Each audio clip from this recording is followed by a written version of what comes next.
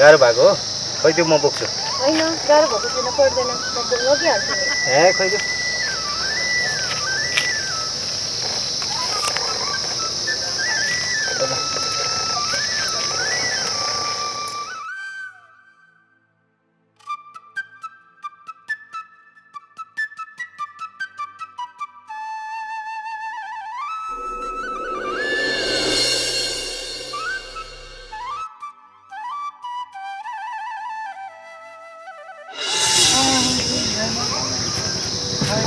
तिम्रो आइपुग्यो ल तिम्रो जरा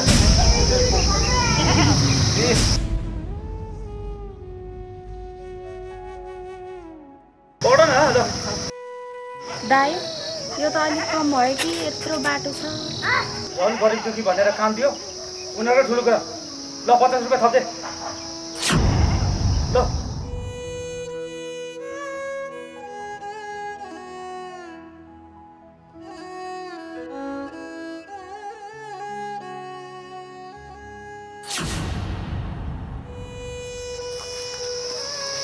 त्यत्रो बोरा बोकेर पुऱ्याएको जम्मा 100 रुपैयाँ पो दिन खोज्छ है दिदी त्यही त भने कस्तो खाले ठगा रहेछ भने ए आइपुगे तिमीहरु म त पैसा खाएर भागेको भन्ठाले के भन्नु भएको दिदी यस्तो तपाईको पैसा खाएर भाग्ने ठाउँ नै कहाँ छ र के थाहा जा पनि जानु छ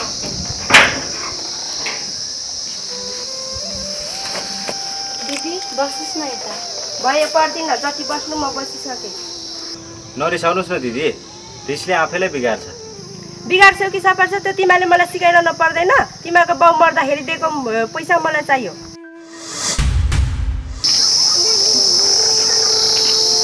दाइ हजुर लौ न दाइ भाउजू मलाई केही सहयोग गर्नु पर्यो बुवाको अन्तिम दाह संस्कार गर्ने समय पैसा भयो मलाई केही समयको लागि पैसा सापट दिनु पर्यो दाइ भाउजू पैसा म दिन्छु तर भनेको बेलामा चाहिँ ल्याएर दिनुपर्छ नि ठ्याक्कै 6 महिनाको म्याद दिन्छु म 6 महिनाबाट एक दिन पनि ढिलो हुनु भएन हुन्छ दिदी अहिले त हाम्रो यस्तो अवस्था छ हामीलाई केही समय दिनुस् न कति समय मात्रै दिनु हौ दिने कहिले हैन ल ल अबको 2 महिना भित्रमा मेरो पैसा दिएन भने तिम्रो घर जग्गा मेरो नाममा गर्दियौ यस्तो के भन्नु भएको हजुरले तिमी चुप लाग हुन्छ ल्याउ यो कागजमा साइन गर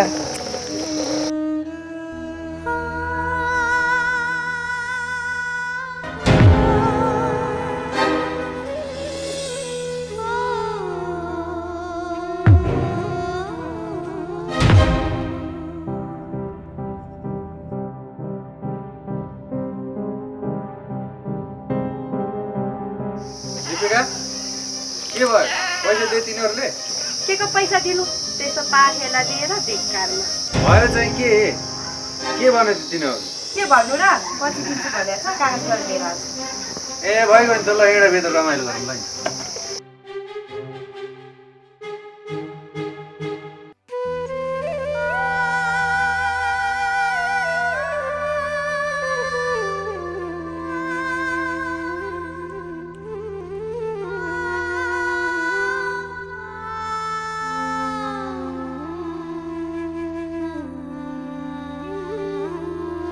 अनि सुभाष के भयो तँलाई किन निराश छ अनि मलाई यहाँ किन बोलाएको किन बोलाउनु नि बिरे तँलाई मेरो बारेमा सबै कुरा थाहा छँदैछ बुवा आमा मर्दा लिएको ऋण 2 महिनासम्म नतिरे भएको त्यही एउटा कटेर पनि लिलाम गरिदिने अब त्यही कटेर पनि लिलाम भयो भने त भएको एउटा दिदी र श्रीमतीको त बिचल्ली हुन्छ अब के गर्ने होला त बिरे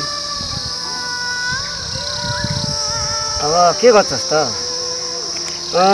त विदेश जा बरु म पनि विदेश जाँदैछु के मसँग जान्छस् त खै के गर्ने विदेश जानलाई पनि पैसै लाग्छ होला पैसा त लागिहाल्छ नि पैसँग सापट माग्न अहिलेलाई सापट दिन नि यस्तो भएको छ फेरि कसले पो देला र सापट पनि त पनि विदेश जाने भने चाहिँ जसले नि दिइहाल्छ नि पैसा मिलाएर मलाई भन् अरू व्यवस्था म मिलाउँछु हुन्छ ल अहिले म लागेँ है त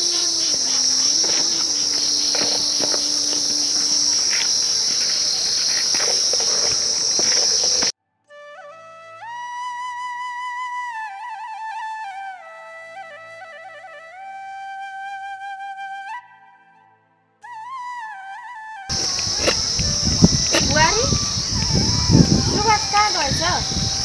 खै दिदी कहाँ जानुभयो मलाई त केही भन्नु भएन। कहाँ गएको बाबु त? जहाँ गए पनि तपाईँ चाहिँ मसँग आउनुहोस् एकछिन। किन? आउनुहोस् न। होइन आज उहाँलाई के भएछ?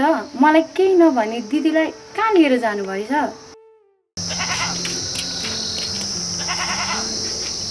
भाइ न ए तिम्रो आयो भाइ? आज त काम खासै छैन। हामी कामको लागि आएको होइन भाइ। कामको लागि होइन रे, किन आएको त नि फेरि? दाइ हाम्रो अवस्था हजुरलाई थाहा छँदैछ। हामी माथि दैवले पनि घात गरेका छन्। हाम्रो भन्ने ठाउँहरू कहीँ छैन। हामीलाई थोरै पैसा सापटी दिन पर्यो दाइ। पैसा सापटी रे? किन चाहियो नि? कति चाहियो? भाइ विदेश जाने भनेको छ, 2 लाख जति चाहियो। 2 लाख रे? हो दाइ, म उता गएर कमाएर पहिला तपाईँकै ऋण तिर्छु। पैसा त लाने भन्यो तिमीहरूले, बिना धितो मैले दिने गरेको छैन। तिमीहरूसँग धितो राख्ने चिज चाहिँ के चाहिँ छ त? त्यस्तो त केही छैन दाइ। भाइले पैसा पठाउन सकेन भने बरु म हजुरहरूकोमा बन्दगी बस्छु। तिमी बन्दगी बसेर के गर्छौ?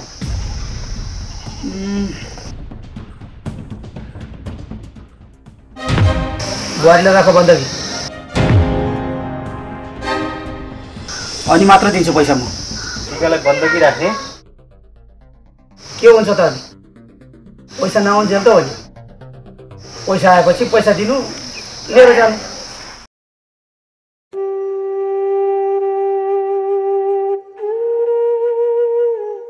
हुन्छ भाइ।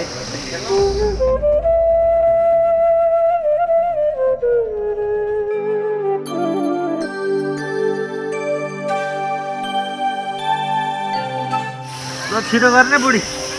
सिटाउनु मात्रै भन्नु, त्यत्रो पैसा दिने मान्छेलाई चाहिँ काममा बोलाउने होइन। कागजै गरेर लगाएछ, अब देलान नि घरबारी देलान नि त।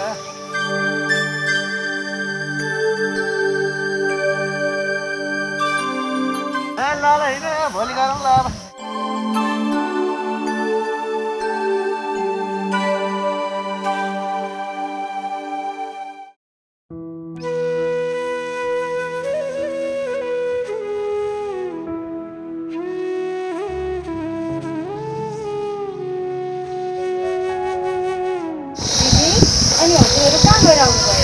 टिका, तिमी हाम्रो खुसीको लागि केही समय सरहरूकोमा बन्दगी बस्नुपर्ने भयो।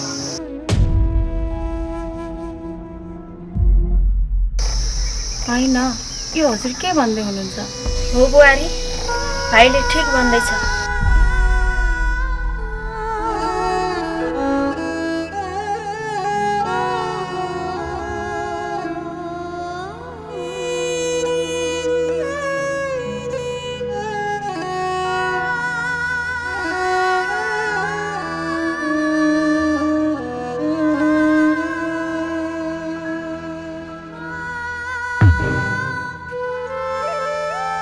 टिका, किन निराश भएको? यो सब हाम्रै खुसीको लागि त हो नि। के भयो तिमीलाई? किन नबोलेको? तिमी मसँग रिसाए कि? छैन नि, किन रिसाउनु म हजुरसँग? अनि किन नबोलेको त? केही समयको लागि त हो नि। केही समयपछि त म फर्केर आइहाल्छु, अनि हाम्रो खुसीको दिन पनि आइहाल्छ नि।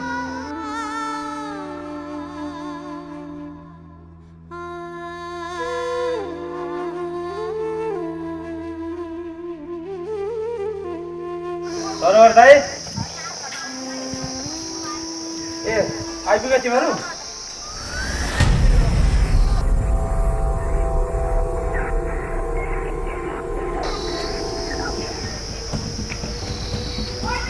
ल यो कागजमा सही गर्नु, अनि लानु।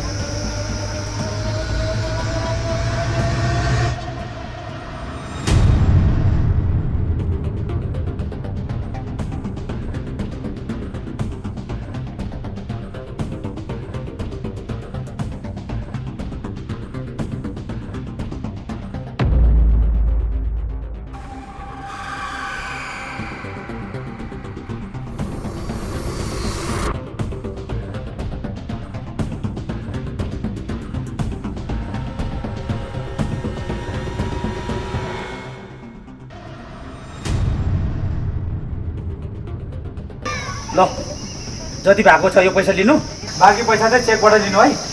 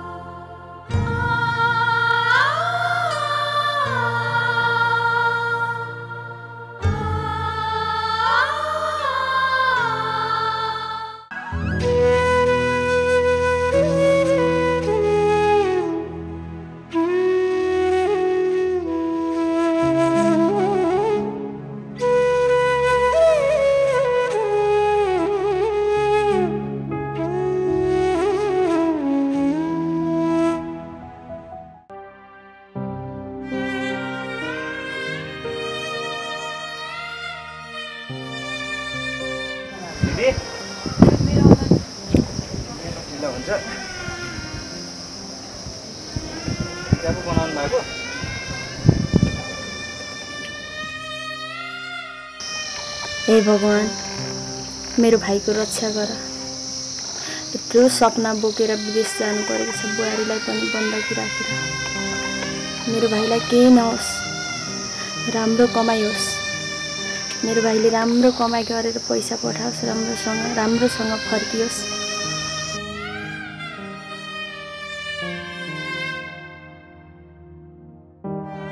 ल दिदी, राम्रोसँग गरेर बस्नुहोस्, म छिट्टै आउँछु।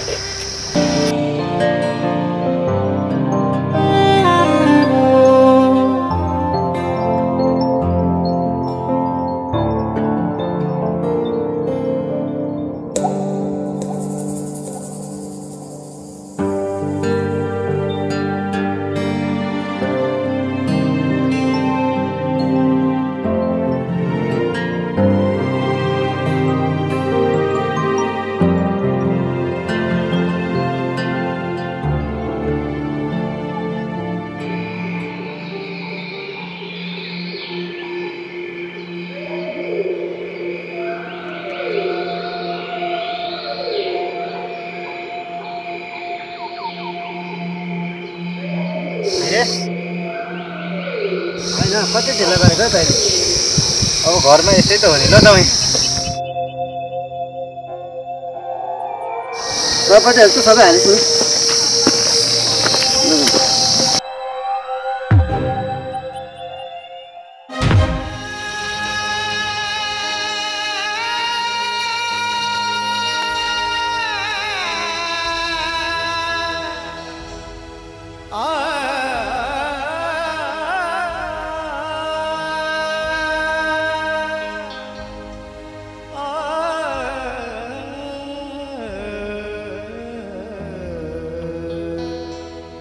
सुभाष ढिला भइसक्यो, कति रोइरहेको?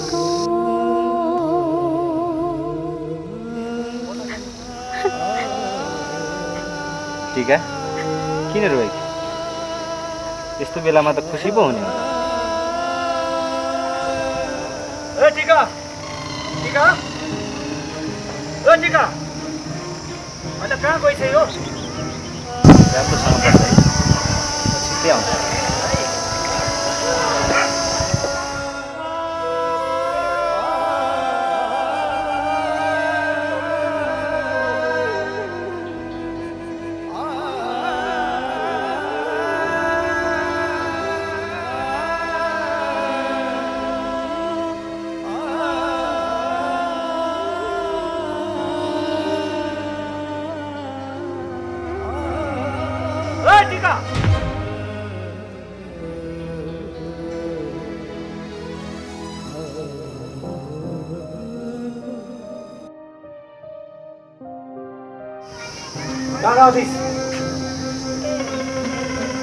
मलाई नसोधिकन पढाइ पनि हिँड्ने होइन।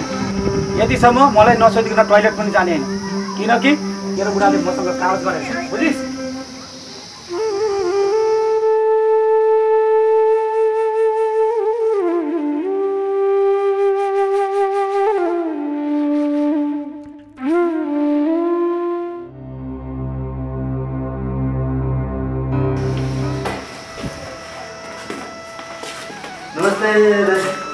नमस्ते, आइपुग्नुभयो? हजुर, बस्नु न।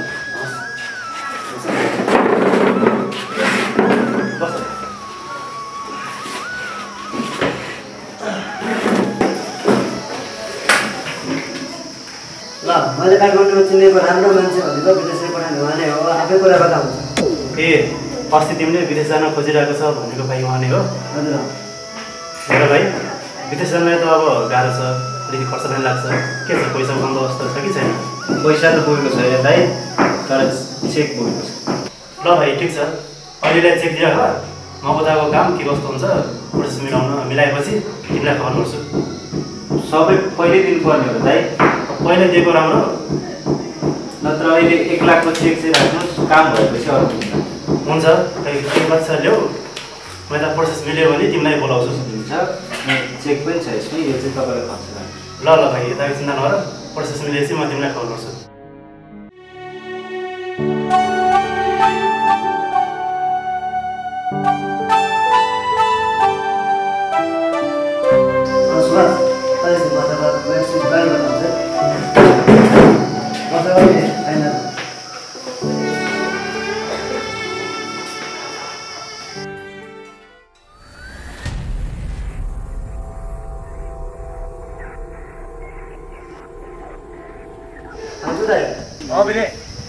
काम कुरा के हुँदैछ अब त यता काम हुन लाग्यो आधी जति भयो ए ल त्यसो भएदेखि म यता काम पुरा गरौँ त गरौँ त है त